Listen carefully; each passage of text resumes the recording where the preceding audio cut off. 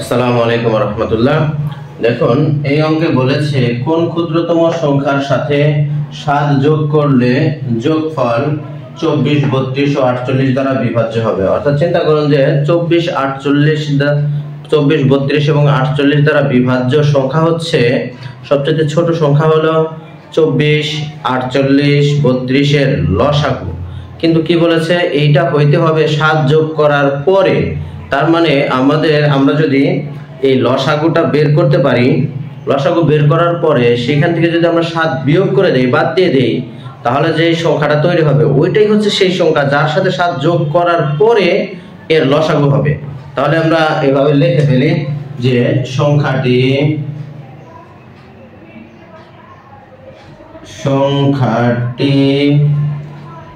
24, 32 ও 48 এর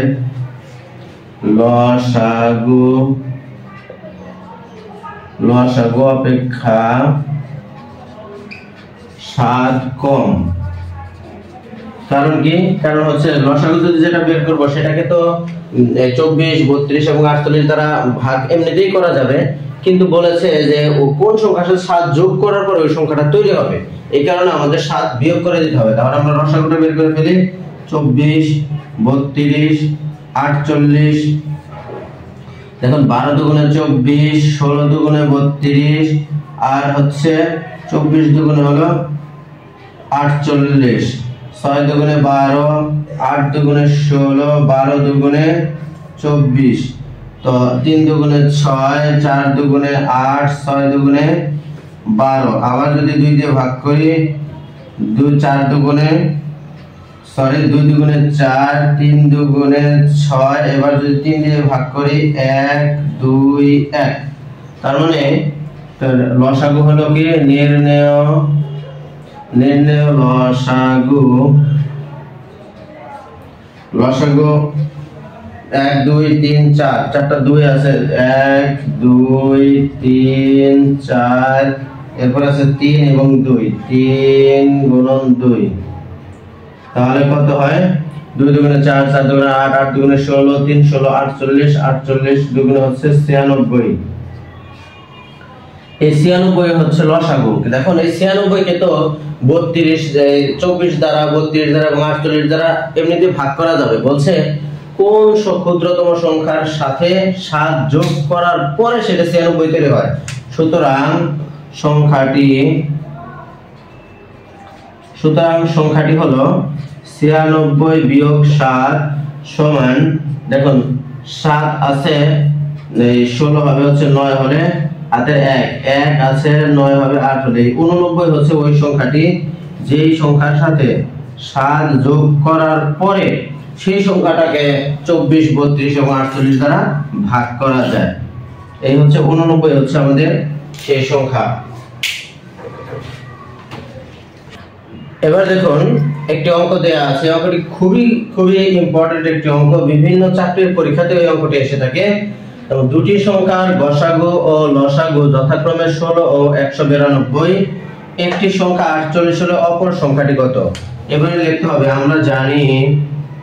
আমরা জানি দেখুন দুটি সংখ্যার গুণফল সমান হচ্ছে লসাগু এবং গসাগুর গুণফলের সমান। দুটি সংখ্যার গুণফল লসাগু এবং গসাগুর গুণফলের সমান। এটা একটা ছোট্ট একটা উদাহরণ দিয়ে বলি। যদি একটা সংখ্যা থাকে হচ্ছে 4 আর একটা হলো 5, তাহলে এই দুইটার গসাগু কত হবে? গসাগু হবে হচ্ছে 1, আর লসাগু কত হবে? লসাগু হবে হচ্ছে 20। তাহলে দেখুন এই 1 আর 20 গুণন করলে যা হয়, 4 আর 5 গুণন করলে কিন্তু তাই হয়। তার মানে গসাগু এবং লসাগু গুণন করলে যেটা হবে, ওই সংখ্যা দুইটা গুণন করলেও তাই হবে। তাহলে আমরা এখানে লিখি যে আমরা জানি প্রথম সংখ্যা গুণন দ্বিতীয় সংখ্যা। এখানে যেহেতু একটা সংখ্যা দিয়ে আছে, অপর সংখ্যাটি বের করতে বলেছে, তাহলে লিখি আমরা এরকম ভাবে, প্রথম সংখ্যা গুণন দ্বিতীয় সংখ্যা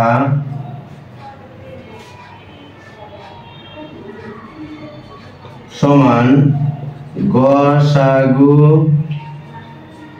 গুণন লসাগু।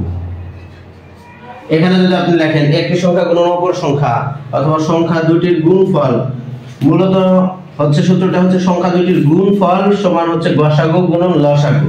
যেহেতু আমরা এই একটি সংখ্যা এখান থেকে বের করে নিব, দ্বিতীয় সংখ্যাটি বের করে নিব, এই কারণে আমরা এখানে মানটা বসালাম। দেখুন প্রথম একটা সংখ্যা দেয়া আছে, 48 দেয়া আছে গুণন, এরপর অপর সংখ্যাটি তো নেই, তার মানে আমরা অপর সংখ্যাটি এখানে বের করব। অপর সংখ্যা লিখে রাখলাম, অপর সংখ্যা।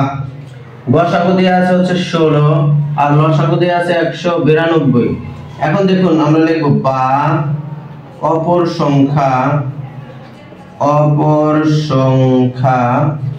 সমান এই যে 16, দেখুন এই 16 দিয়ে প্রথমে যদি আমরা 192 কে গুণন করে এখানে বসাই, বসানোর পরে যদি 48 দিয়ে ভাগ করি তবু অঙ্কটা হবে, কিন্তু হিসাবটা একটু বড় হয়ে যাবে। এই কারণে আমরা একটু সহজ করি। তো দেখুন এই 48 সমান চিহ্নের বামে আছে, এই 48 কে যখন আমরা সমান চিহ্নের ডানে নিয়ে যাব তখন অবশ্যই এই 48 ভাগ আকারে হবে, কারণ এখানে আছে গুণন আকারে। সমান চিহ্নের বামে থেকে ডানে নিয়ে গেলে ভাগ হবে, তাহলে 16 গুণন 192 ভাগ হচ্ছে 48। আমরা হিসাবটা একটু সহজ করার জন্য এই পদ্ধতিতে লিখলাম, এতে কোনো সমস্যা নেই। এখন যদি আমরা এই 16 দিয়ে 48 কে কাটি, 3 16 48, 3 16 হচ্ছে 48। এখন 3 দিয়ে যদি আমরা 192 কে কাটি, দেখুন 3 19 এর মধ্যে যাবে হচ্ছে 6 বার, 3 6 হলো 18 আর থাকলো 1 1 আর 2 হলো 12, 3 4 এ 12। এই যে 3 এখন হচ্ছে এই 3 দিয়ে আমরা 192 কে যদি কাটি তাহলে হবে 64। এই হলো 64। এবার দেখুন আপনি যদি এই 64 দিয়ে 48 কে গুণন করেন, যেই সংখ্যাটি হবে 16 দিয়ে যদি আপনি 192 কে গুণন করেন ঠিক ওই সংখ্যাটিই তৈরি হবে। আপনারা ক্যালকুলেশন করে দেখতে পারেন। তাহলে এখানে লিখব সুতরাং অপর সংখ্যা